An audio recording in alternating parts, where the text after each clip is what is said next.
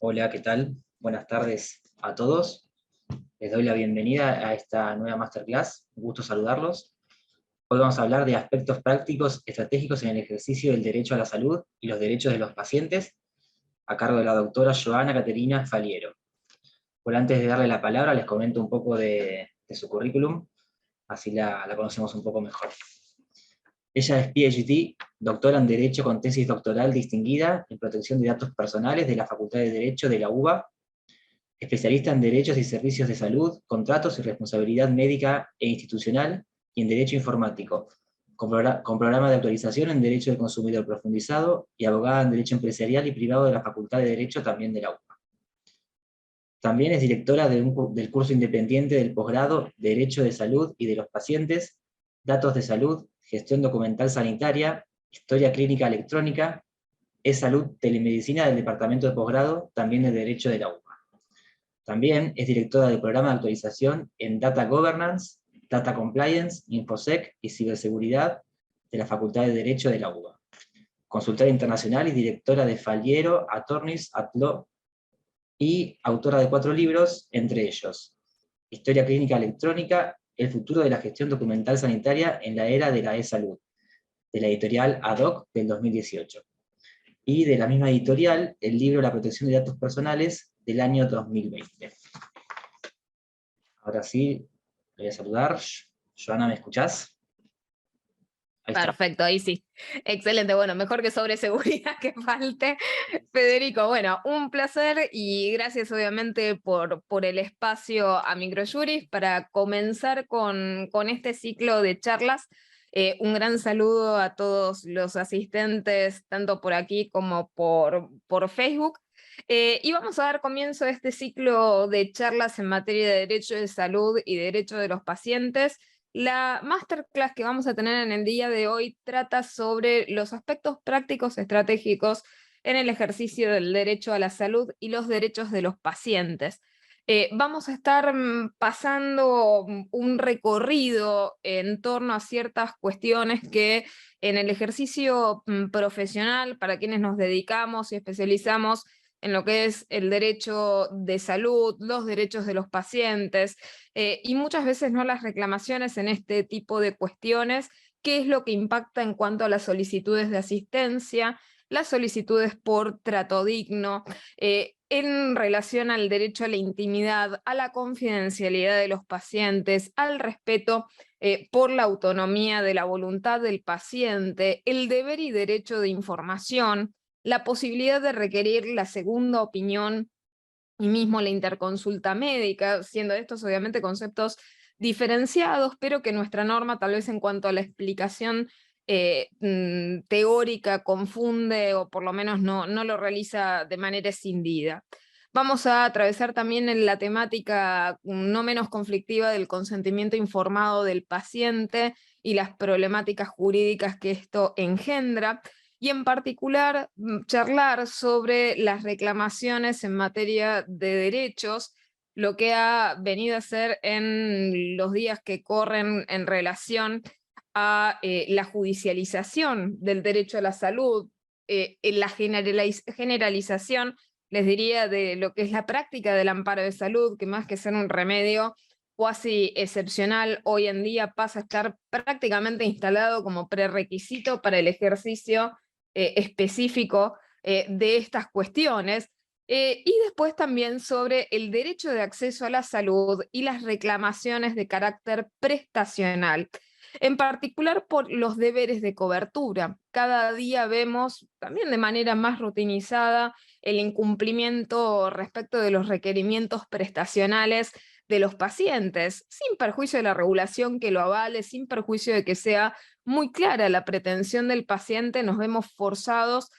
muchas veces a canalizar este tipo de cuestiones por la vía judicial, y cada vez se dificulta más la reclamación por vía extrajudicial, cuando en realidad este tipo de cosas podrían verse evitadas en cuanto a lo problemático que termina siendo para el paciente. Y también vamos a estar viendo finalmente, y con eso concluyendo también la clase, la temática de hipervulnerabilidad de los pacientes hipervulnerables, la recepción jurisprudencial en este tipo de cuestiones, y también con algunos pronunciamientos que, lejos de dejarnos tranquilos en el ámbito del aseguramiento prestacional, quisiera que ustedes vean cómo tal vez, o sea, si bien nosotros, y creo que no, justamente no va el esfuerzo de la masterclass del día de hoy ceñirnos o centrarnos en los pronunciamientos de primera y segunda instancia, en los cuales tal vez nosotros tenemos más conocimiento directo simplemente por la praxis profesional diaria, en la cual nosotros sabemos muchas veces que si bien podemos solicitar cautelarmente en primera instancia lo obtenemos o en cámara lo obtenemos, en ciertas cuestiones de carácter prestacional, el criterio no siempre es uniforme cuando se llega al máximo tribunal, es decir, cuando los pronunciamientos llegan a Corte Suprema de Justicia, no siempre hay una favorable acogida de aquellas cosas que nosotros tal vez nos representamos como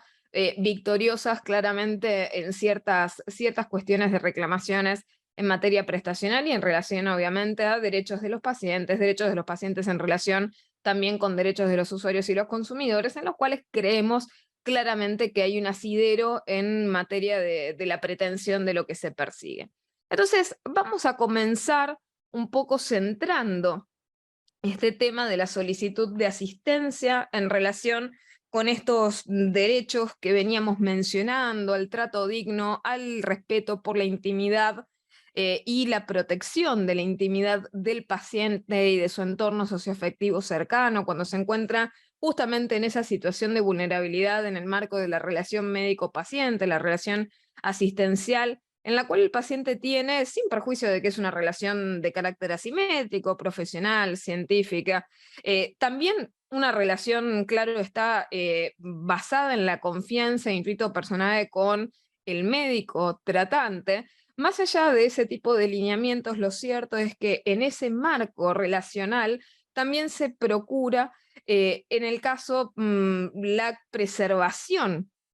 de ciertas cuestiones tales como la intimidad, la privacidad, el resguardo de los datos personales del paciente, de la información que versa sobre este, y en particular atención a que dicha información, y esto lo vamos a seguir profundizando en la masterclass número 2 que tendremos el día lunes próximo, 4 de julio, también a las 17 horas,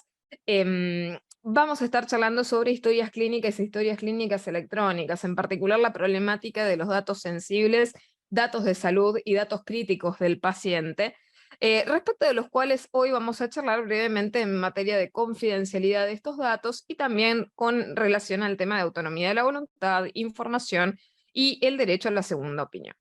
Entonces, lo primero para centrar la temática del derecho a la salud, hay que entender que el derecho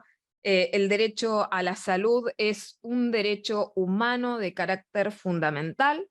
es un derecho que es indispensable para el goce de todo otro derecho, es decir, hoy en día no concebimos ningún otro ejercicio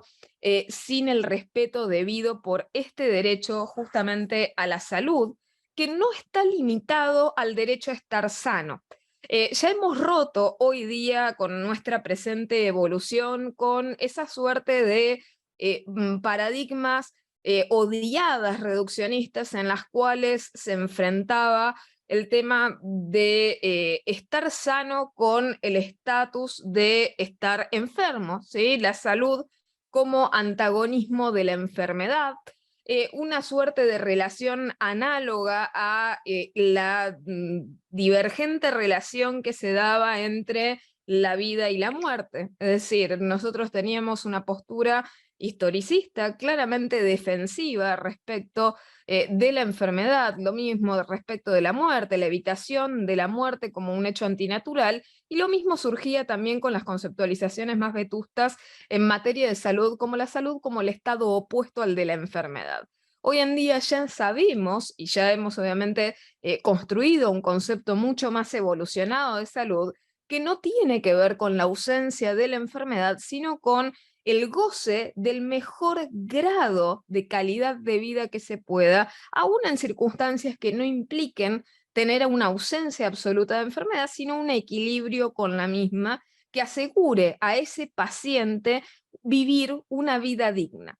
Y esto simplemente para adelantarles un criterio, nadie más que el paciente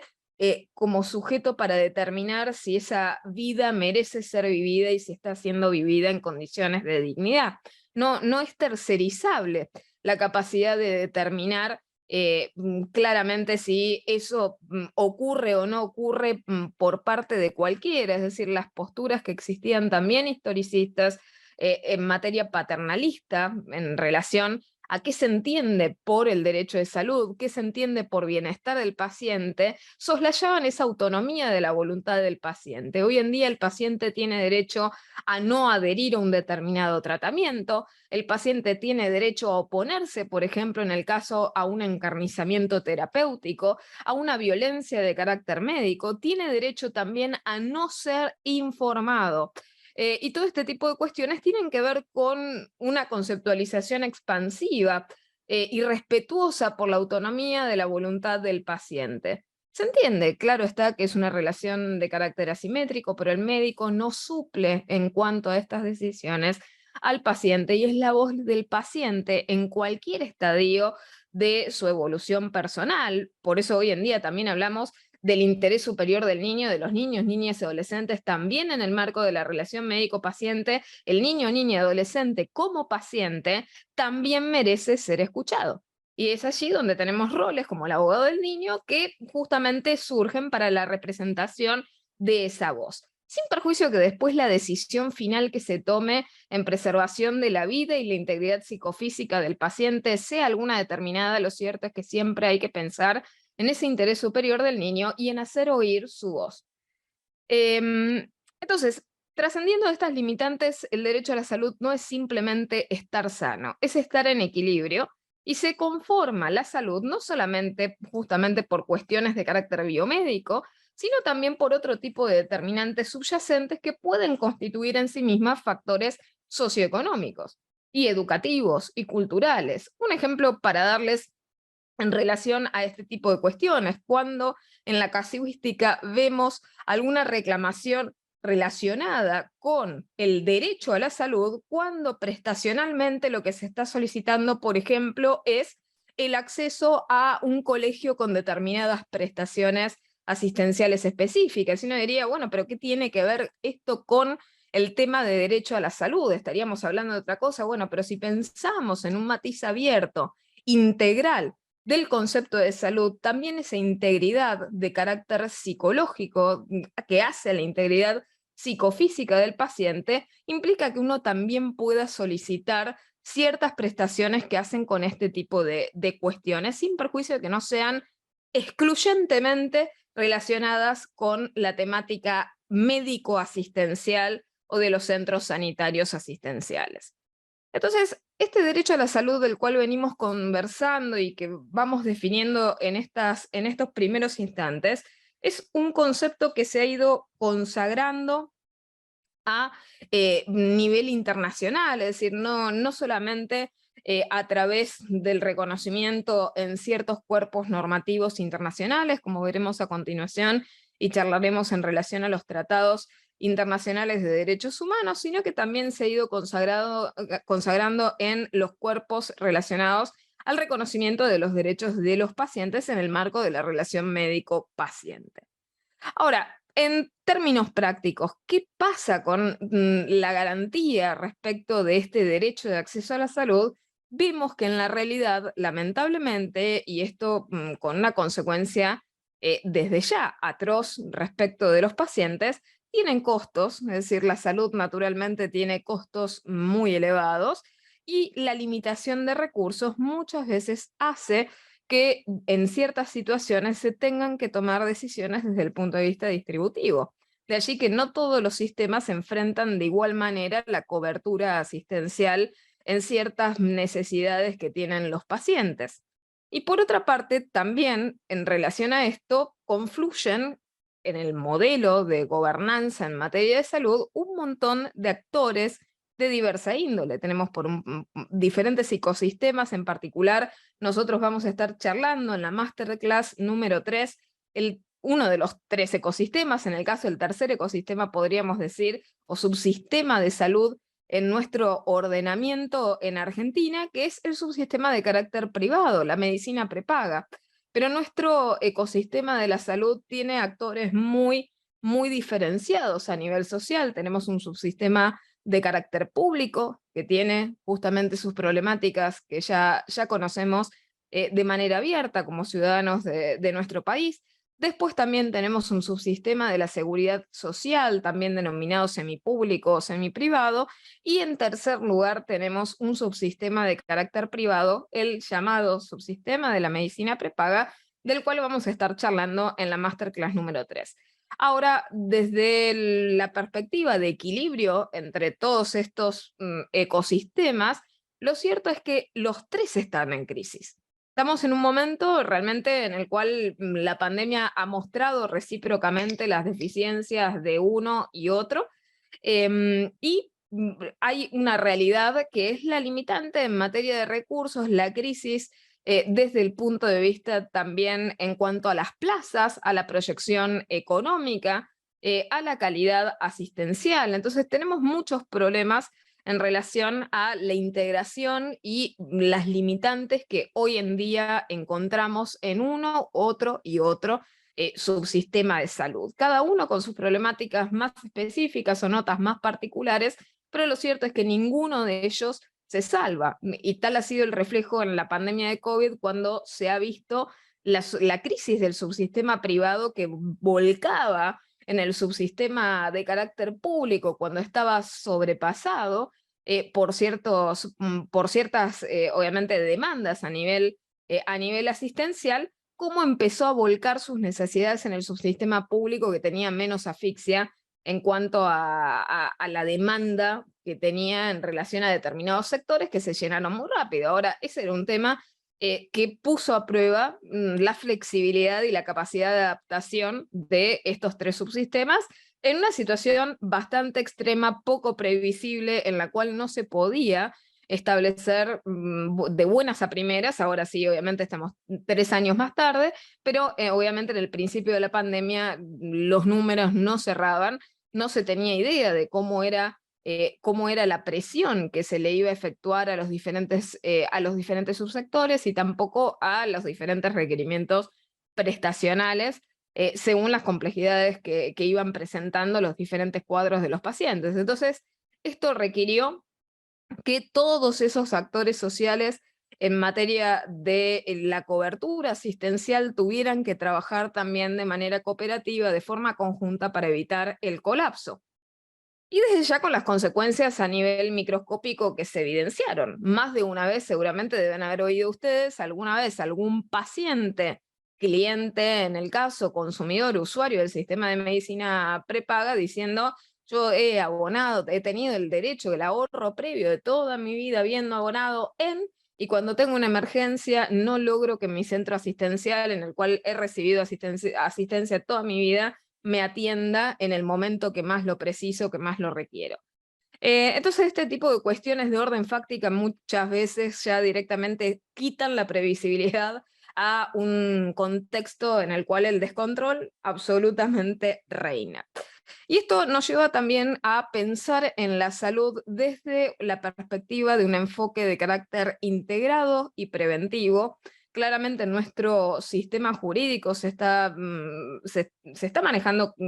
a través de principios generales del derecho, principios modernos en materia de derechos, entre los cuales está el principio de responsabilidad de carácter proactivo, la prevención, la precaución, y que justamente en el ámbito de la salud también desde ya rigen, ¿sí? Entonces, comenzamos con el marco jurídico del derecho a la salud, y esto es típica fundamentación que realizamos nosotros en materia de amparo de salud cuando vamos a sostener nuestras pretensiones en este tipo de cuestiones. La salud como derecho humano tiene reconocimiento múltiple, tanto en nuestro vértice de nuestro ordenamiento, nuestra Constitución Nacional, lo tenemos en el artículo 14, en el artículo 14 bis, 18, 19, 23, 33, 42, 75, inciso 22, 75, inciso 23. Me detengo brevemente en el artículo 42, primera vez que se menciona de manera expresa, porque antes obviamente el derecho a la salud era tenido como un derecho de carácter implícito, pero con esta regulación a partir de la reforma del año 94 se reconoce el derecho a la salud de manera expresa. Aquí lo tenemos en ese artículo 42 en materia de relación de consumo, tema sobre el cual volveremos en la Masterclass 3 cuando hablemos del subsistema privado y el paciente, en el caso como consumidor. Y este artículo 42 pone justamente de manera expresa este derecho a la salud, que se complementa con lo que se determina en el artículo 75, inciso 22, con la aprobación de un conglomerado de tratados en materia de derechos humanos, que son tratados internacionales, que vienen a ensanchar nuestro bloque de constitucionalidad, en los cuales se reconoce también de manera expresa el derecho a la salud. De allí tenemos la Declaración Universal de los Derechos del Hombre, en el artículo 25, el Pacto Internacional de Derechos Económicos, Sociales y Culturales, en su artículo 12, la Declaración Americana de los Derechos y Deberes del Hombre, en sus artículos 11 y 16, y la Convención de los Derechos del Niño, en los artículos 23 y 27.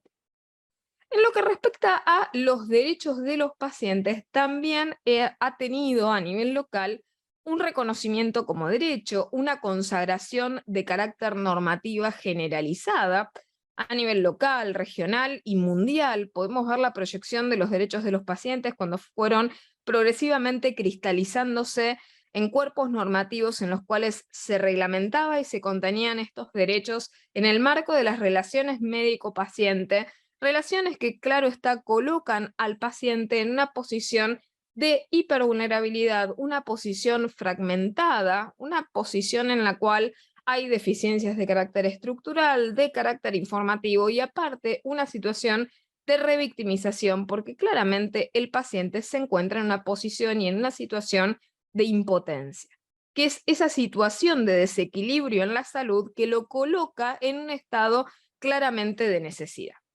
Esa recepción normativa que hemos tenido, obviamente, en materia de derechos de los pacientes, ha tenido una precuela en cuanto a la práctica jurisprudencial y la recepción que hemos visto en materia de amparos de salud previo aún de la generación de los marcos normativos pertinentes, que ha ido delineando esa evolución de conceptos y de paradigmas en torno a la relación médico-paciente, y que justamente viene a consagrarse normativamente en respuesta a estos nuevos problemas que surgían en el marco de la relación médico-paciente y la necesidad, claro está, de nuevas respuestas que exigían los pacientes y mismo las familias de los pacientes y los entornos socioafectivos cercanos de los. La Ley de Derechos del Paciente, que es la Ley 26.529, es nuestro marco normativo básico aquí a nivel local, en Argentina, que establece ese reconocimiento y efectividad del derecho a la salud en materia y en personificación de los derechos del paciente, en el cual se sistematizan los derechos de los pacientes en relación a ciertas cuestiones como la atención médica de buena calidad, la libertad de elección, el derecho a la segunda opinión, a la autodeterminación, que tiene que ver con la autonomía de la voluntad, a la libertad, a la información, al secreto, a la confidencialidad, a la educación en materia de salud, a la dignidad, a la vida, a la integridad psicofísica, a la asistencia de carácter espiritual, religiosa o moral, por lo que vemos muchos derechos que se encuentran consolidados y que tienen una caracterización que es de matiz único. Los derechos del paciente son derechos humanos, son subjetivos, son personalísimos, son esenciales y son irrenunciables. Y tienen muchas derivaciones y relaciones con el resto de los derechos que nosotros ejercemos como seres humanos y que tiene que ver con el derecho a la vida, con la salud, con la integridad psicofísica, con el derecho a la dignidad, con el derecho a la intimidad y a la confidencialidad, el derecho a la igualdad, el derecho a la identidad, a la verdad, el derecho al proyecto de vida, a la no discriminación, a la individualidad, a la autonomía de la voluntad, a la autonomía en relación a la información, que podría llamarse bien autodeterminación informativa, y así siguiendo con todos los derechos a los cuales relacionamos el ejercicio de los derechos del paciente. Y vamos con el primero, el derecho, ¿sí?, a la asistencia. El derecho a la asistencia tiene que ver con la atención prioritaria que tiene derecho a acceder el paciente de ser asistido por los profesionales de salud sin ningún tipo de discriminación alguna, y bien lo recepta el artículo 2A de la Ley de Derechos del Paciente, que indica que esta atención tiene que recibirse sin distinción alguna, producto de las ideas, creencias religiosas, políticas, condición socioeconómica, raza, sexo, orientación sexual o cualquier otra condición. Y en relación a la exhibición del deber de asistencia, tener en claro que ese deber de asistencia únicamente cesa cuando hay otro profesional competente que se hubiera hecho cargo del paciente. Y aquí vemos cómo el tema de asistencia no puede verse interferido por lo que sería particularmente la objeción de conciencia del médico, temática que muchas veces se ha discutido en relación, por ejemplo, a cuestiones tales como la interrupción legal del embarazo,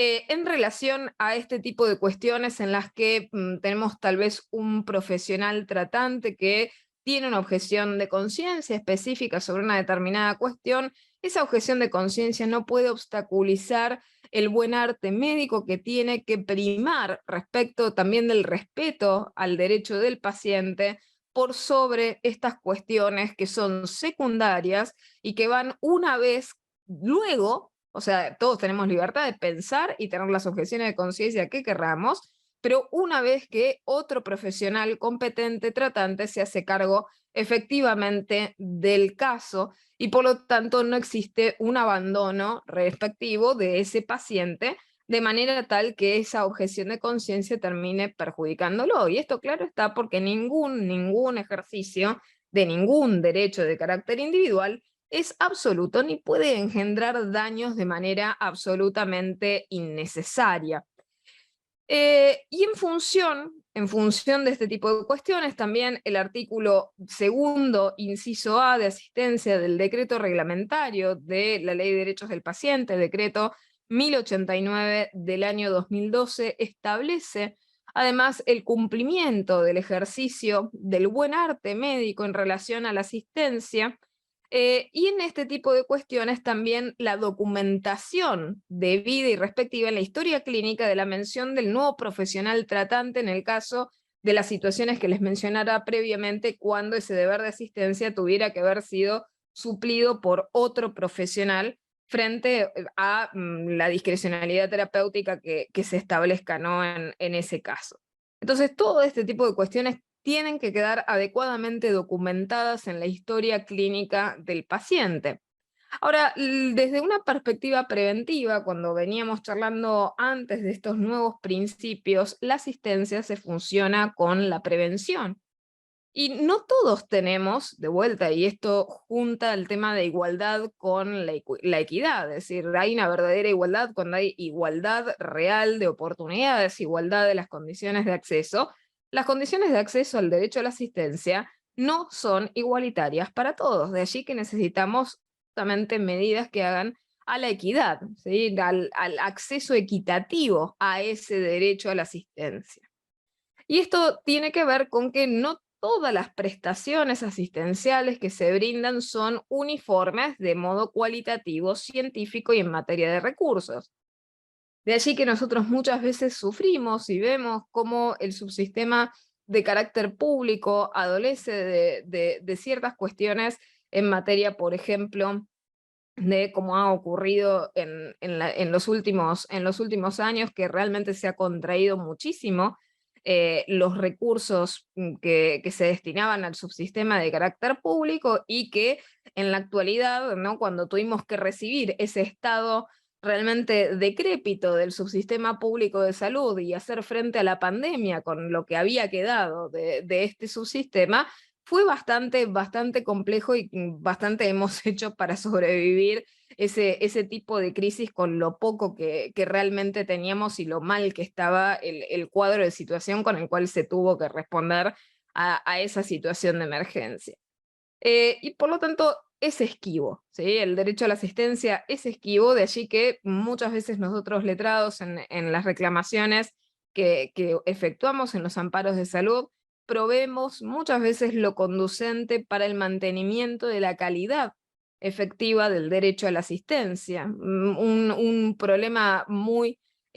típico en materia de reclamaciones que sucede es cuando en materia de asistencia tenemos, por ejemplo, una cartilla prestacional en la que se sustraen ciertos elementos o ciertos efectores, y no se los reemplaza por equiparables. Es decir, el caso típico de se sacan 3 efectores de calidad y se reduce la cantidad y se reduce la calidad y no hay una sustitución, y se rompe ese equilibrio contractual en perjuicio del paciente, en el caso consumidor y usuario de ese servicio de salud, ¿no? Entonces, volviendo un poco más a lo más básico del derecho a la asistencia, eh, en relación a las cuestiones que tienen que ver con esto de la objeción de conciencia, creo que también es un tema de cultura y de educación ponerle fin a esa idea de sacrificio recíproco o de competencia en el marco de los actores médico-paciente, y también tomar las riendas sobre el asunto en materia de responsabilidad estatal e individual en este tipo de cuestiones. Segundo tema del derecho al trato digno y respetuoso, tema que frecuentemente vemos de afecciones a los pacientes, en los cuales los intervinientes en la atención como agentes, ¿no?, del sistema de salud, eh, despliegan sobre el paciente prácticas que son de carácter intimidatorio, que son de carácter vejatorio o discriminatorio, o que tienen que ver con alguna suerte de falta de respeto, alguna convicción de carácter ya sea personal, moral, religiosa, relativa al género o a la identificación de género, de pudor, o relativas a la intimidad o a la privacidad de los pacientes. Y lamentablemente este tipo de trato, que tal vez el trato indigno es uno de los abusos más impalpables, porque muchas veces en ciertas situaciones de fragmentación del paciente tenemos el peor extremo, el paciente que no logra acusar recibo de la agresión que ha sufrido. En el caso cuando existe un paciente muchas veces revictimizado por el cuadro de atención de salud, o mismo en situaciones que ya son realmente encarnizadas, en las que padece un tratamiento que es muy invasivo muchas veces para cuadros deteriorados de salud, en los que el paciente directamente ha asimilado ese trato indigno y esa falta de respeto como una habitualidad en la materia de atención o en su forma de relacionarse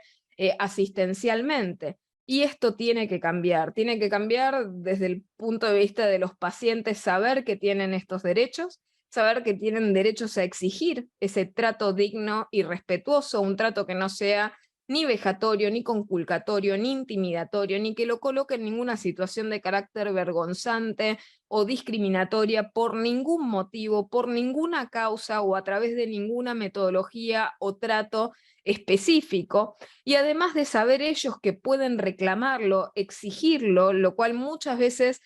resulta revictimizante para el paciente, porque en la situación justamente de asimetría y fragmentación que veníamos mencionando, todavía el paciente colocarlo en el rol de paladín de justicia en el marco de esas situaciones, muchas veces es muy complejo, y hasta les resulta a los pacientes en sí mismos como una situación que los excede debido a lo desbordante que es la situación en salud. Entonces, naturalmente, muchas veces la exigencia del trato digno y respetuoso termina siendo tercerizada en el entorno socioafectivo cercano y próximo del paciente, muchas veces, como lo vemos nosotros como letrados, los familiares cercanos o los allegados del paciente acusando ciertas situaciones o ciertas irregularidades, y uno proveyendo obviamente a la recomposición de este tipo de situaciones en las cuales los matices justamente para reparar y retrotraer este tipo de situaciones van desde cuestiones extrajudiciales tales como solicitar a través de cartas reclamos, cartas documento,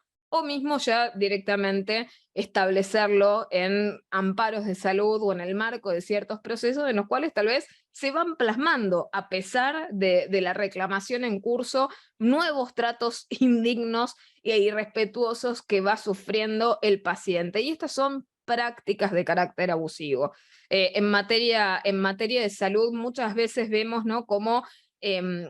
cómo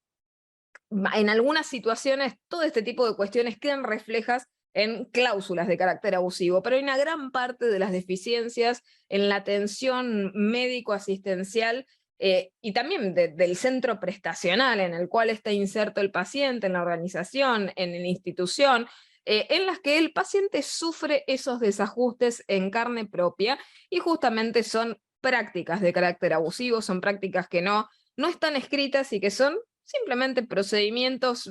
que se realizan de manera espontánea y que a veces están enquistados en determinadas organizaciones. Un ejemplo muy, muy estúpido para darles: el caso típico de sin perjuicio de la privacidad, la confidencialidad del paciente en determinadas cuestiones. Alguna que otra vez, algunos de ustedes pudieron tal vez haber reclamado por alguno de los pacientes cuando se exigía que ninguna persona allegada o cercana al paciente se encuentre en la sala cuando intervienen o tocan al paciente, dejando al paciente en un estado de indefensión en ciertas situaciones en las que el propio paciente no iba a ser consultado de ninguna cuestión de carácter privado, en la cual un tercero pudiera llegar a potencialmente obstaculizar una respuesta de carácter veraz o cierta por cuestiones relativas al pudor o intimidad, y en las cuales ese paciente se ve victimizado por ese trato indigno que lo coloca en una situación desde ya desventajada. Entonces, estos maltratos impalpables que vemos en el paciente, bueno, son reclamables, es decir, podemos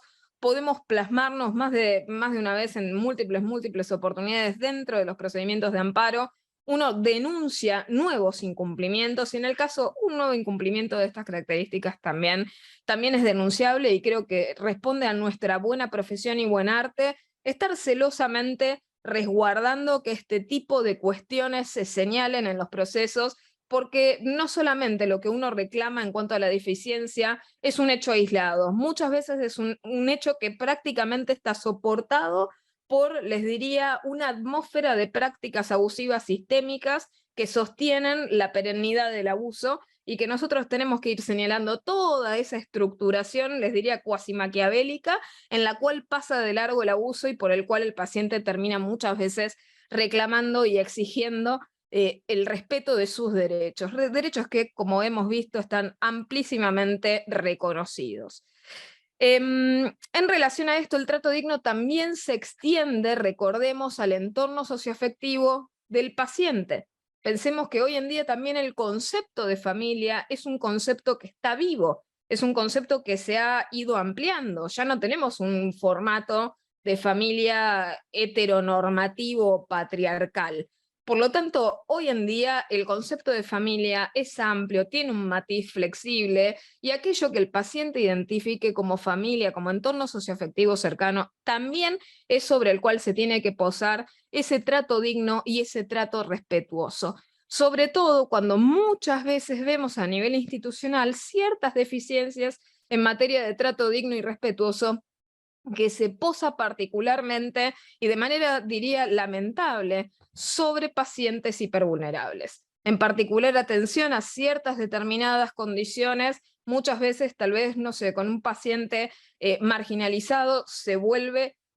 sobre ese tipo de cuestiones y se termina discriminando y revictimizando al paciente, no se adecúa la información, no se proveen las medidas de apoyo, de soporte para que el paciente comprenda la situación y pueda ser asistido de la mejor manera, con respeto obviamente a los condicionamientos a los condicionamientos que tiene. Acá Mercedes en el chat, bueno, menciona, pregunta, ¿no? ¿Cuáles serían las prácticas maquiavélicas? Bueno, en términos generales, a veces en ciertas instituciones uno ve un conglomerado de prácticas que parecen ser cada una por su lado, ¿no? O por lo menos tener explicaciones misteriosas disociadas al estilo, no, esto lo realizamos de tal manera porque es nuestro hábito, esto está aquí porque se suele hacer de esa manera, no, este trato es porque la persona lo realizó por su cuenta, pero no nos representa. Pero en el fondo son toda una sistematicidad de abusos que sumados realmente generan un trato vejatorio permanente, constante, posado sobre el paciente. Ejemplo, el paciente ingresa a un centro de carácter asistencial y ya de buenas a primeras tal vez tiene conculcada su autodeterminación informativa, su autonomía de la voluntad. Cuando pregunta algo, tal vez se le responde de mala manera y se lo coerciona a que deje de preguntar. Además de esto, no debe estar acompañado por alguien, que justamente es su sistema tal vez de apoyo emocional para determinados tipos de situaciones. Tal vez el paciente está fragmentado en el sentido de tener una particular condición de salud y por lo tanto en la etapa previa y posterior a esa atención tampoco recibe la atención de calidad que debería justamente merecer en el marco de las condiciones que lo aquejan, y entonces el paciente ya llega devastado a la atención sin tener capacidad de exigir lo que necesita, ni lo que requiere, ni siquiera tener idea de aquello que tiene capacidad de reclamar. Acá Steffi en el chat menciona, dice, abusos sistematizados promovidos por la asesoría técnico-legal de las empresas prestadoras de servicio a fin que desistan de exigir un servicio X. Esto que menciona Estefanía en el chat es absolutamente adecuado, toda vez que muchas veces vemos que estas prácticas están sugeridas. Este chiste de la atención del paciente en menos de 10 minutos, en que desista de cualquier tipo de pregunta, que complete los consentimientos informados sin capacidad de repreguntar nada, encima con un oficial administrativo y ni siquiera con un médico, es decir, realizan la ficción de la firma frente a un profesional tratante con la capacidad de repregunta y además cuando ese consentimiento informado del paciente no es un formalismo rigorista, es decir, debe estar firmado frente al profesional tratante en un lenguaje claro, accesible, adecuado para las capacidades de comprensión de ese paciente para que tenga capacidad de repreguntar. Ninguno de nosotros tiene capacidad de repreguntar aquello que desconoce de forma absoluta. Entonces, en una persona que justamente más que nadie está en un estado de necesidad, que tiene justamente una asimetría absoluta, una situación que lo revictimiza, y encima de esto le pedimos mayores exigencias, es absolutamente imposible. Es decir, muchas veces el acto médico en sí mismo es pseudo coercitivo para cualquiera de nosotros. Estamos en una situación formal, algo parecido, ¿no? Pensémoslo de manera análoga. Cuando concurre un cliente al despacho de un letrado, nosotros hablamos en un lenguaje técnico específico, las situaciones por lo general que llevan a la persona a concurrir a nuestros espacios de nuestros despachos. No es una situación por lo general agradable, ni perseguida, por lo tanto, muchas veces el paciente desde ya está en ese mismo tipo de situación, está recurriendo allí porque tiene una necesidad clara y concreta que lo victimiza, que obviamente lo coloca en un estado de fragmentación, con una necesidad clara que debe ser reequilibrada. Muchas veces esta situación le genera un estado de angustia emocional que le nubla el juicio hasta la persona más fría, más, más capaz, más docta. Y lo cierto es que nosotros muchas veces, ¿no? El sistema termina exigiendo que ese paciente termine siendo una suerte de robot y no lo va a hacer. Por lo tanto, lamentablemente, este tipo de cuestiones en las cuales se consumerizan la relación médico-asistencial devienen en directamente conglomerado de prácticas abusivas donde se genera un fordismo industrial sobre el acto médico que realmente es corrosivo para el paciente y que termina deteriorando la calidad de atención que éste recibe. Máxime, no sé, para darles otro ejemplo, ¿cuántas veces hemos visto a un paciente con una alta temprana en un estado de salud en el cual no podía haber recibido esa alta temprana?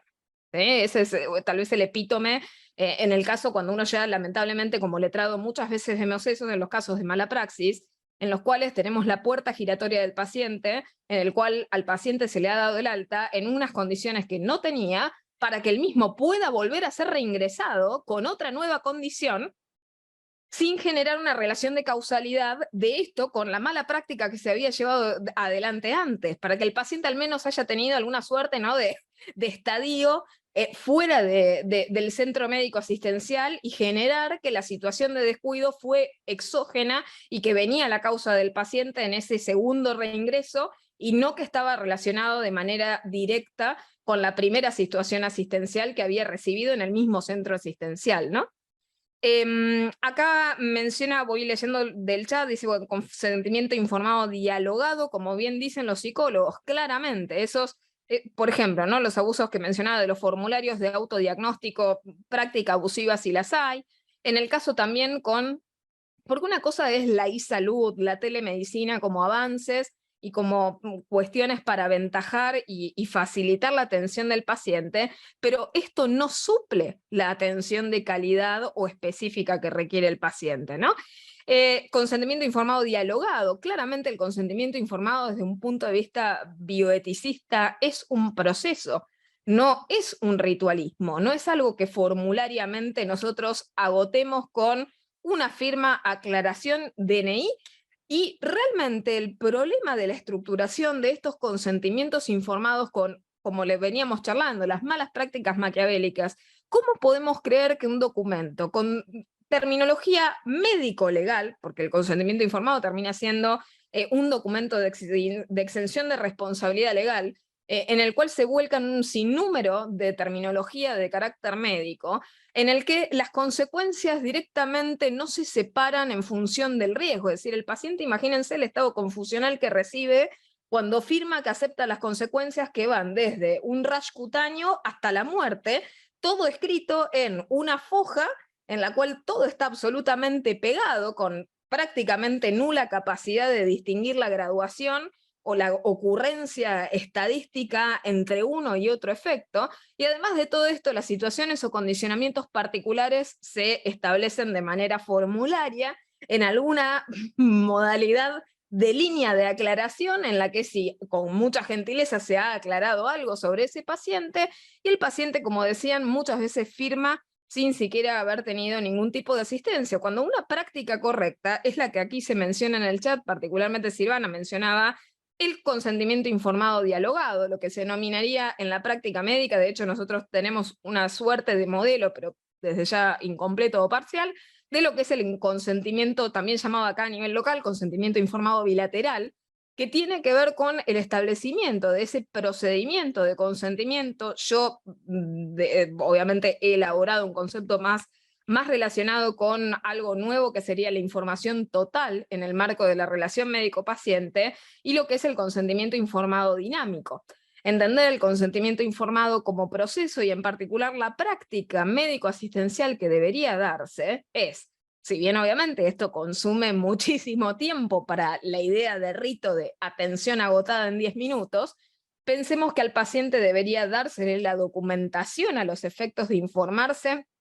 debidamente, que el mismo se retire con esa información y tenga capacidad de volver a concurrir en el segundo encuentro brindando esa misma documentación firmada y evacuar en ese acto las dudas que tuviera. Ese paseo, entre comillas, de esos papeles, de esa documentación, hace que el paciente se logre familiarizar con sus términos, tenga capacidad de examinar con claridad, con tranquilidad, en un entorno más familiar, menos hostil, domiciliario, de las condiciones de lo que se le va a hacer y, por ejemplo, de lo que está leyendo, de los efectos adversos y de los cuidados que debe tener, y que tenga capacidad de reflexionar y realizar alguna suerte de esquema ordenado también, si así lo quisiera para asistirse, de las preguntas y repreguntas que va a desear realizarle al profesional actuante, a los efectos de, en la próxima consulta, concurrir, evacuar esas dudas y firmar frente a su presencia este consentimiento informado de carácter válido, ¿sí? Por primera vez, algo que tal vez no hemos visto, un elefante con manchas violetas, un consentimiento informado válido, ¿sí? Acá mencionaba Noelia, dice, te entrega el consentimiento informado minutos antes de la práctica sin tiempo a leerlo ni para poder consultar. Práctica terriblemente abusiva. Y muchas veces también se entrega de manera ulterior, aún con pacientes capaces, y lamentablemente lo he vivido hasta en carne propia con el caso de una abuela en la cual en medio de, imagínense, casa de herrero, cuchillo de palo, que te suceda esto siendo letrada, estaban muy asustados los del centro asistencial en particular por la situación, viene alguien corriendo en el medio de la cirugía con el consentimiento quirúrgico en la mano diciendo, ¿usted está relacionada con? Sí. Bueno, cometimos un error, no se firmó, usted lo puede firmar, claramente como abogada firmé, y firmé con la fecha y hora, o sea, coloqué mi pseudo cargo de la firma, y bueno, esa práctica sucede, ¿sí? En el descuido por la falta de procedimentalización de este tipo de cuestiones sucede asiduamente. Entonces, ese consentimiento obviamente es inválido. Acá Mora dice, cuando no le dan controles diarios, se olvidan de dejarle los estudios complementarios, solo para dejarlo más tiempo internado, sin tener siquiera un diagnóstico, sin tratamientos específicos y silencio en el parte médico. Esa es otra práctica también de carácter abusivo. Y Silvana menciona que aquí en Mar del Plata han hecho firmar el pagaré y consentimiento en la camilla por no haber llegado a la autorización. Exacto, sí, otras situaciones de ese carácter en el cual claramente tenemos un interés lucrativo por sobre el derecho humano fundamental en ciernes, cuando justamente es a la inversa lo que debería ocurrir en este tipo de situaciones. Prosiguiendo con este tema, obviamente el trato indigno genera responsabilidad que genera derecho a la reparación concreta. Tenemos también derecho a la intimidad, que tiene que ver con la protección de la información, de la documentación y de los datos del paciente. El paciente tiene derecho irrenunciable a este tipo de cuestiones, y también hay muchas prácticas de carácter abusivo relacionadas con el tema de la intimidad, que también hace a la dignidad del paciente, a su autonomía de la voluntad, y que se consolidan en ese concepto que les había mencionado de autodeterminación informativa del paciente. Es el paciente el único que puede decidir quién va a saber sus datos, hasta dónde, cómo y hasta retirar el consentimiento sobre el procesamiento de los mismos, lo que nos lleva a una cuestión no menos problemática, que es, por ejemplo, el derecho al olvido en materia de datos de salud. Pero si quieren, eso se los dejo como picando para la clase próxima. Una de las cuestiones que no debemos olvidar es que, bueno, en la protección de los datos del paciente, la categoría justamente de datos en los cuales nosotros estamos charlando son datos de carácter sensible. Los datos de salud son protegidos como datos de carácter sensible en nuestra ley 25.326 de protección de datos personales, y hoy en día tenemos, por auxilio obviamente de las técnicas modernas de procesamiento de datos,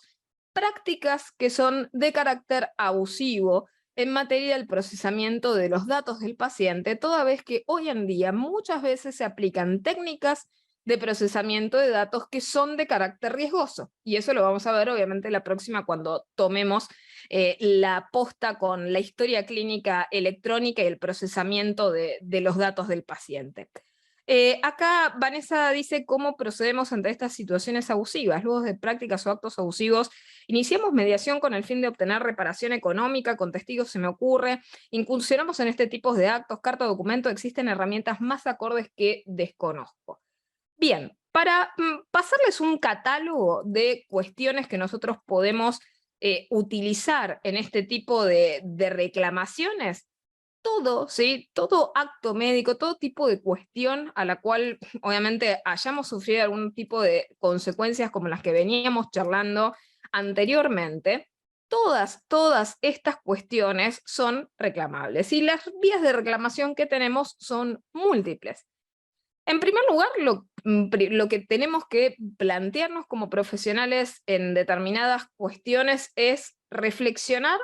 particularmente en cada situación cuál es la vía más adecuada para el reclamo del cliente. Sé que estoy diciendo algo que podría parecer una estupidez, pero no lo es, en particular por el hecho de que ciertas cuestiones en materia de trato indigno podrían resolverse, por ejemplo, por vía extrajudicial, a través de cartas reclamo, a través de cartas documento, o mismo, les diría, prácticas, entre comillas, de negociación de convenios de carácter privado o de acuerdos de carácter privado en los cuales se busque la recomposición de los intereses del paciente consumidor afectado. Ahora, obviamente, si tenemos en el medio una necesidad, y esto tiene que ver con la urgencia de la necesidad, acá ustedes también mencionaban la mediación, podemos iniciar una mediación de carácter privado, podemos iniciar una conciliación, podemos iniciar también una conciliación en el marco de COPREC, ¿sí? En particular en materia de consumeril, es una gran herramienta de conciliación, no solamente ¿no? la conciliación privada, sino también la conciliación de carácter gratuito, en los casos instantáneos, en los cuales no se estén persiguiendo la resolución de cuestiones de carácter desde ya urgentes que tienen que ver con reclamaciones prestacionales. Si estamos recurriendo a ciertas cuestiones que tienen que ver con asistencia o cuestiones accesorias a la asistencia, o de trato indigno, o de ciertos tratamientos, por ejemplo, en materia de datos, que no requieran un habeas data o una solicitud, por ejemplo, lo vamos a charlar la próxima, pero de derecho, no sé, de acceso a la historia clínica por urgencia, en los cuales se plantean plazos de brevedad bastante extremos. Lo cierto es que podemos utilizar esas metodologías alternativas de resolución de controversias que tienden justamente a plasmar estas cuestiones de manera no adversarial, de forma tradicional, a los efectos también de evitarle al paciente la revictimización que provoca la judicialización de ciertas cuestiones. O sea, pensemos esto. En términos generales, el amparo, que es la vía más expedita que nosotros tenemos, que ha dado lugar ¿no? al género del amparo de salud, hoy en día tarda aproximadamente entre, podríamos decir, 6 meses, 1 año, ¿sí? Y lo que se nos ocurra, no sé cuál, si quieren en el chat comenzar a comentar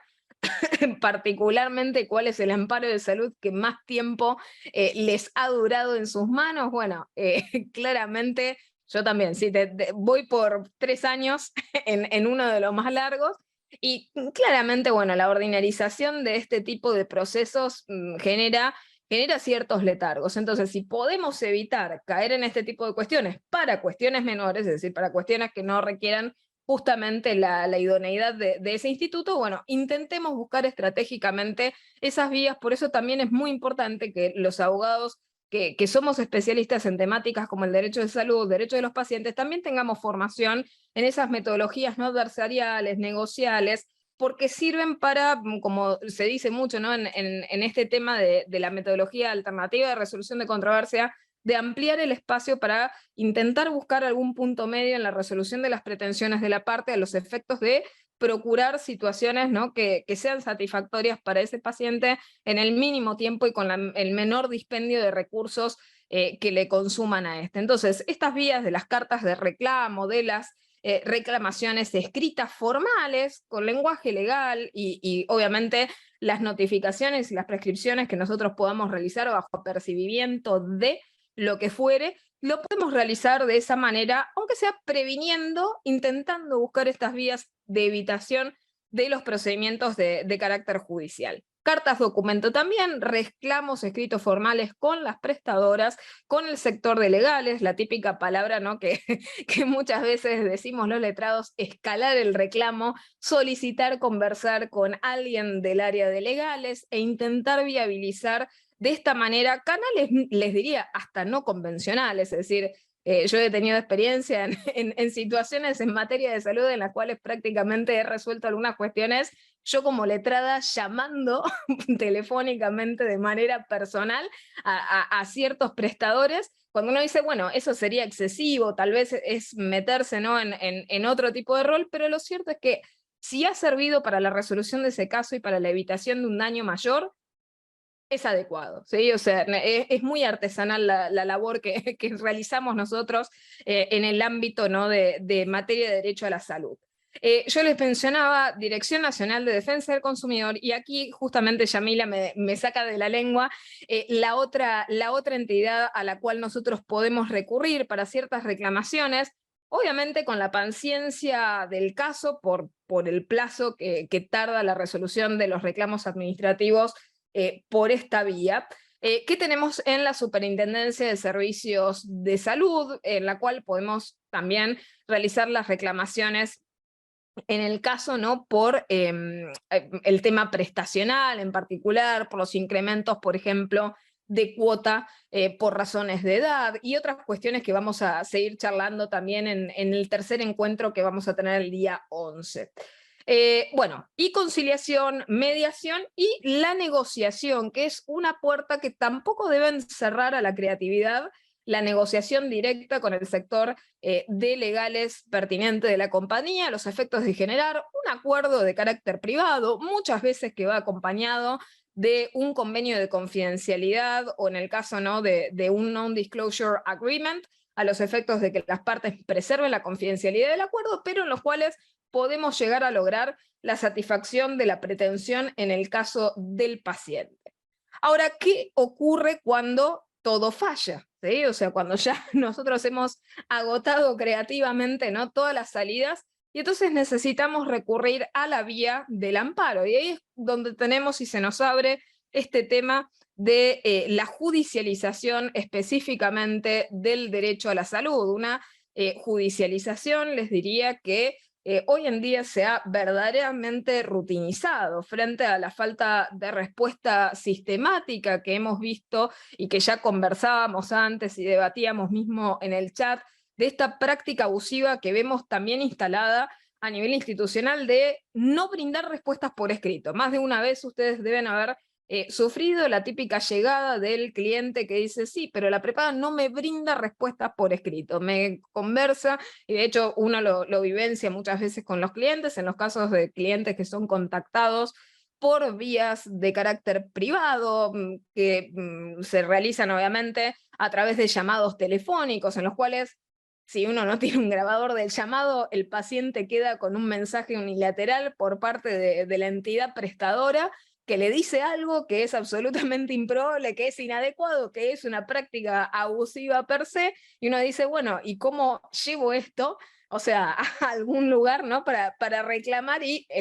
obviamente el fraseo de la entidad está en el aire, porque las palabras se las lleva el viento. Entonces, vamos a ponerle claramente una plomada a esas plumas, a los efectos de que ninguna palabra se la lleve el viento. Buena praxis es mantener absolutamente todas y cada una de las cosas por escrito y empezar a retrotraer justamente por la fuerza de la práctica esta práctica abusiva de las empresas que no brindan respuestas por escrito. Entonces, todo lo que hagamos que deje trazas de carácter escrito a los efectos de tener debidos antecedentes de aquello que se reclama, se peticiona, etcétera, etcétera, a los efectos de tener los mejores medios de prueba de las pretensiones que nosotros perseguimos. Y en frente a la judicialización, obviamente, del derecho a la salud, la herramienta fundamental que tenemos es el amparo de salud. El amparo de salud puede ejercerse de manera individual o de manera colectiva. Recordemos que para el ejercicio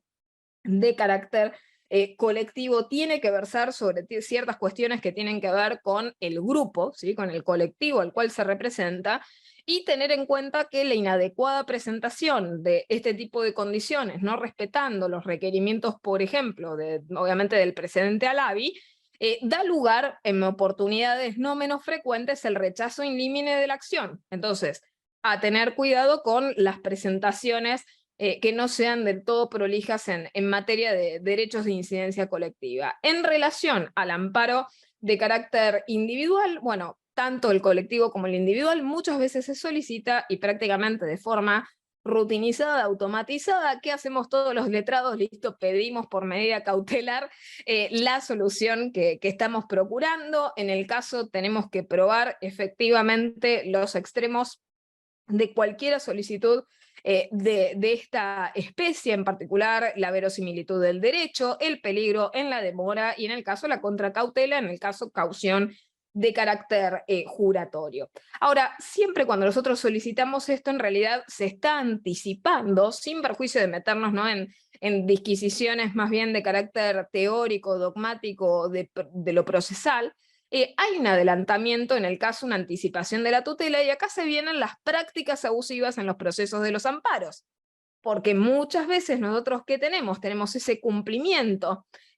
tardío, obviamente, porque llega de manera tardía, porque ha habido una necesidad por la cual se ha establecido esa acción, y apenas comenzamos la acción, la cuestión cuasi deviene abstracta, porque de golpe misteriosamente, ¿no?, se hace la luz y la empresa comienza a cumplir prestacionalmente, y parece obviamente que ya deja de haber necesidad. Y de hecho, muchas veces tenemos este típico problema de la falta de impulso de parte, por el simple hecho de que no ocurren, entre comillas, incumplimientos nuevos, cosas nuevas, y vienen esos pedidos de caducidad de instancia, en particular, obviamente, por la cuestión de la falta de movimiento de estas causas de amparos que, como bien habíamos conversado en el chat, se ordinarizan, ¿sí? Un amparo que está dormido, que vive durante 3 años con una cautelar, en el fondo la cautelar se ha instalado realmente como una realidad consuetudinaria de esa tutela, y muchas veces estos procesos no llegan al dictado de sentencia. Entonces, no perdamos la práctica de exigir el impulso permanente de la acción a los efectos de que concluya realmente el proceso, y en este caso tenga, ¿no?, efectivamente una conclusión y un aseguramiento de carácter definitivo, no de carácter provisorio, en el caso, ¿no?, de la pretensión que se persigue en materia asistencial. Pero este problema de la ordinarización, ¿no?, del proceso del amparo genera, lamentablemente, una industria, una industria en materia, ¿no?, de juicios de derechos de salud, que no es, obviamente no es una industria, uno diría, no sé, de carácter lucrativo, especulativa, que se genera en torno a esto, sino que es una industria ocasionada por la necesidad. Ahora, lo lamentable es que veamos que el propio sistema, increíblemente, se queja de la ordinarización del uso de esta herramienta que debería ser excepcional, toda vez que contribuye a la causa de la ordinarización de esta herramienta excepcional, que pasó de ser la excepción a la regla, porque también es la regla el abuso. Es decir, directamente en una situación consuetudinaria en la que no importa, por ejemplo, tener o no tener certificado de discapacidad, que van a rechazar igual la cobertura al 100%, o lo mismo con los oncológicos, o lo mismo con medicación de HIV, o lo mismo con enfermedades poco frecuentes, lamentablemente, luego la queja que también realiza el propio sistema, de decir, en realidad el amparo realiza una ordinarización de un pedido que en realidad debería ser excepcional, y termina anticipando la tutela sin examinar de manera eficiente las cuestiones de fondo y la verdadera necesidad, en cuestiones en las cuales no está realmente probada la urgencia. Aquí tenemos que hacer un poco de mea culpa del propio sistema y empezar a realmente colocar presión sobre las autoridades de aplicación, que tienen que velar para que no sea la regla el incumplimiento en el sistema. No podemos realmente estar en un ecosistema en el cual el análisis económico del derecho sea la regla en materia prestacional asistencial en derecho de salud. Es una verdadera locura que la entidad directamente se mofe y tenga gravísimo menosprecio por el derecho a la salud, por los derechos de los pacientes, por los deberes asistenciales, cuando sabemos que hay un interés público subyacente a estas contrataciones. Ese derecho subyacente, que es un derecho humano fundamental, tiene que primar por ese ánimo de lucro. La industria no puede estar absolutamente enceguecida y el sistema entero avalar este tipo de negligencia,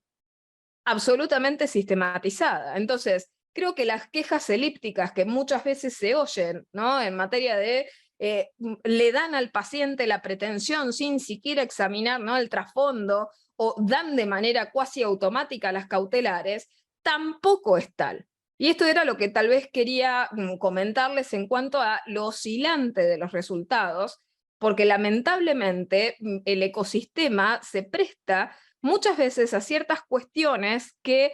uno diría, bueno, el derecho debería primar, debería ser asegurado, y lamentablemente también seguimos viendo jurisprudencia oscilante.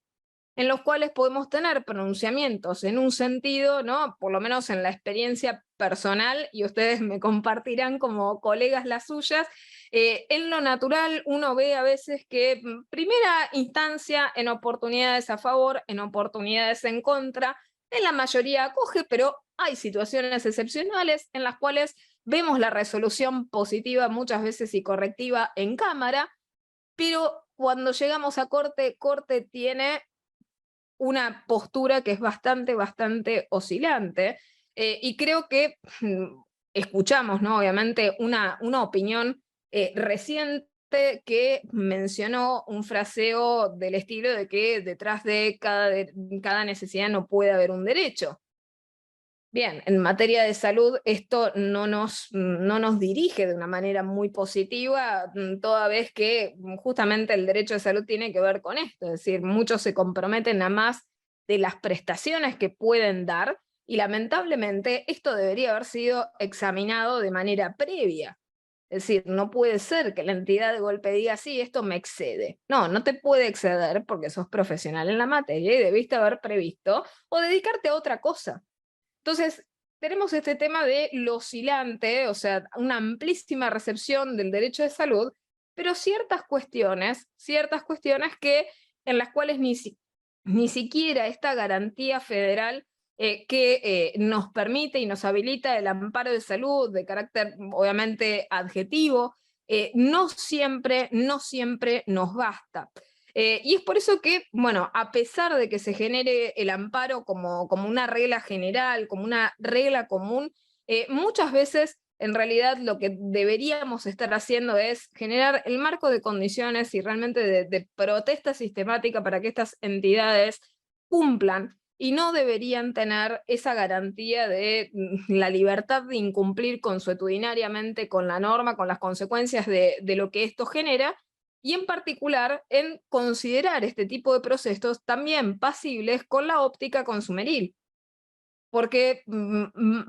podemos decir, bueno, sí, el amparo de salud, pero ¿qué tal daños y perjuicios en materia consumeriles con la solicitud respectiva de daños punitivos por el abuso de posición dominante que muchas veces preservan estas empresas que tienen gravísimo menosprecio de los derechos de los pacientes como usuarios? Y claramente la ley en el caso de medicina prepaga, como después seguiremos y continuaremos en la masterclass número 3, veremos que el marco de la medicina prepaga ya nos dice de buenas a primera la aplicación de la 24240. Así que es una buena vía la reclamación de este tipo de cuestiones y no perdernos de vista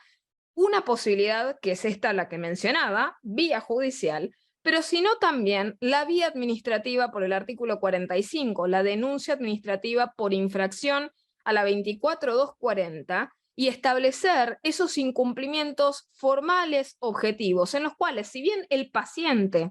queda, como decirles de alguna manera, por fuera del resultado de ese proceso y no va a beneficiarse de manera directa, lo que nosotros podemos también establecer una estrategia al mismo tiempo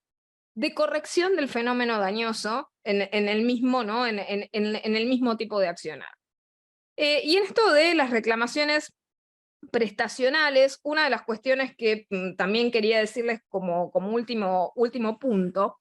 en materia de derecho de acceso a la salud y las reclamaciones prestacionales aplica, bueno, ya habíamos hablado, la ley 24240,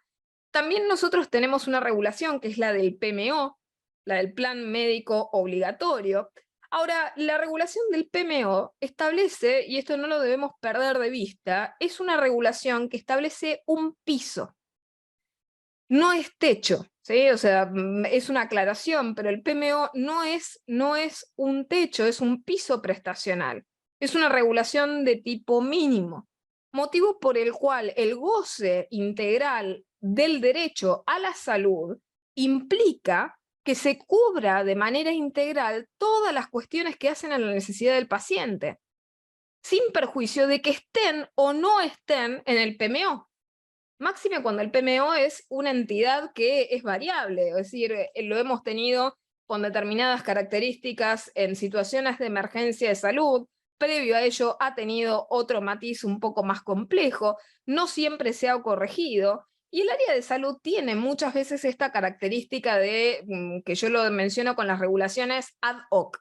Es una suerte de regulación poco sistematizada en la cual las leyes van surgiendo según la necesidad y según la popularidad del tema. Ejemplo, bueno, estamos con el problema de celiaquía, sale la ley de celiaquía. Estamos con tal problema, sale tal norma. Y la realidad es que nosotros no podemos hacer una norma por cada ítem del vademecum o una norma por cada enfermedad, porque estaríamos locos. Es decir, el día que nos olvidemos una enfermedad o surja una nueva, de golpe los enfermos de ese tipo de patología quedarían absolutamente desamparados. Nuestro sistema es protectorio y es principiológico, de manera tal que esas situaciones específicas que no estén previstas en el caso del PMO o cualquier otro tipo de regulación de tipo mínimo, por el goce integral que se tiene que asegurar el derecho de salud, están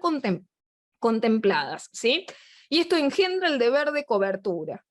Y esto, situaciones desde ya de carácter específico en las cuales particularmente la cobertura tiene que ser específicamente del 100%. Ejemplo, temática de oncológicos, HIV, enfermedades poco frecuentes, por lo general, todas enfermedades que tienen que ver con baja incidencia de carácter estadístico y alto costo, porque el PMO también prevé, por ejemplo, ¿no? En el caso, ciertos porcentuales, ciertos descuentos y demás,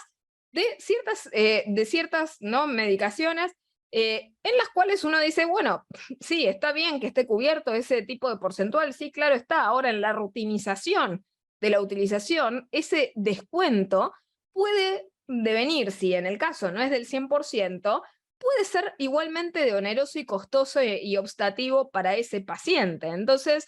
un problema diferente lo tiene el que tiene una enfermedad con cronicidad, respecto de aquel que es consumidor ocasional de ciertos productos medicamentosos. Entonces, distinguir estos dos tipos de situaciones y en particular también hacerlas notar cuando escribimos obviamente las reclamaciones en nuestros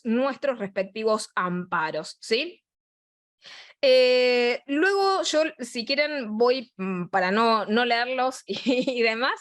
voy a pasar para que les pasen al mailing list algunos antecedentes de Corte Suprema de Justicia que les había averiguado hoy para comentarles, para que puedan leer por su cuenta. Y lo último que quería mencionarles en particular, el tema de los pacientes hipervulnerables. Nosotros tenemos una resolución reciente, que es la 139 del año 2020, en el caso de la Secretaría de Comercio Interior. Esto de los consumidores hipervulnerables obviamente tiene que ver con la protección de los derechos de los consumidores y de los usuarios, pero pensemos en las reclamaciones de los pacientes consumidores hipervulnerables. Y esto nos pone en como decirles, una particular condición en relación a determinados deberes en los cuales el cuidado tiene que agravarse. Específicamente, el artículo 2 menciona, ¿no?, los reclamos que involucran intereses de niños, niñas y adolescentes, las personas pertenecientes al colectivo LGTBIQ+, personas mayores de 70 años, personas con discapacidad conforme a certificado que así lo acredite, condición de persona migrante o turista, pertenencia a comunidades de pueblos originarios, ruralidad, ¿sí? Residencia en barrios populares, situaciones de vulnerabilidad socioeconómicas acreditadas, que tengan que ver, por ejemplo, con ser jubilado, pensionado, trabajador en relación de dependencia con una remuneración bruta menor o igual a 2 salarios mínimos vitales y móviles, monotributista también con salario de iguales características, beneficiarios de pensiones no contributivas también con el mismo tipo de monto, beneficiarios de asignaciones por embarazo, por protección social o asignación universal por hijo también, inscriptos en régimen de monotributo social, incorporados en el régimen especial de seguridad social para empleados de servicio doméstico, estar percibiendo seguro de desempleo y lo mismo pensión vitalicia a veteranos de guerras del Atlántico Sur. Bueno, este conglomerado de hipervulnerables, en particular cuando se suman, ¿no?, regímenes protectorios, regímenes tuitivos, tiene que ver también con un tema del deber de información, o sea, el tipo de lenguaje que se debe utilizar también para acercar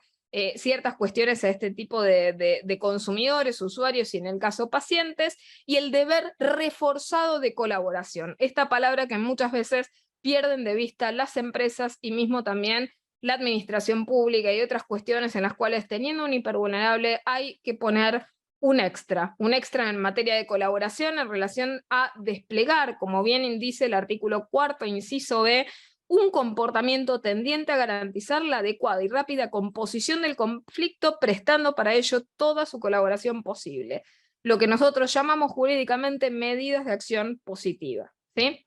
Así que bueno, con esto concluimos el encuentro de hoy. La foto es realmente un panorama de resultados inciertos, en los cuales la responsabilidad de las instituciones es innegable, pero también nuestra responsabilidad como operadores jurídicos del derecho y especialistas en derecho de salud.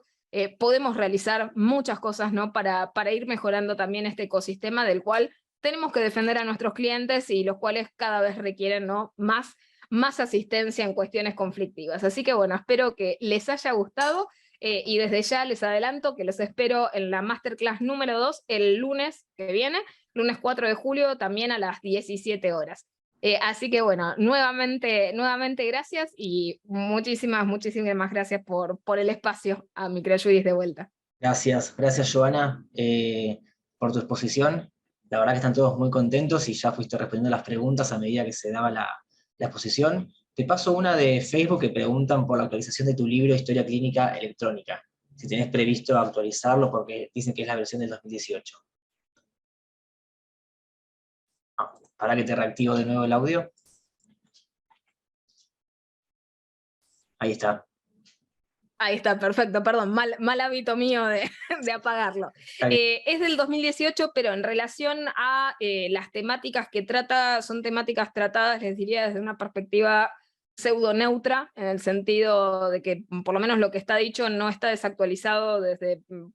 cuestionamientos básicos técnicos en materia de gestión documental sanitaria y de historias clínicas y de procedimentalización de historias clínicas electrónicas. Así que bueno, el contenido todavía sigue vigente, ¿sí? Bueno, ahí está respondido. Bueno, gracias a todos por participar y nos vemos la próxima clase. Nos vemos hasta la próxima. Y ahí en el chat preguntaban próximos encuentros. Es el lunes 4 de julio a las 17 horas y el lunes 11 de julio a las 17 horas, ¿sí? Perfecto. Nos vemos. Un abrazo grande a todos, que estén muy bien. Chao, hasta luego, un placer.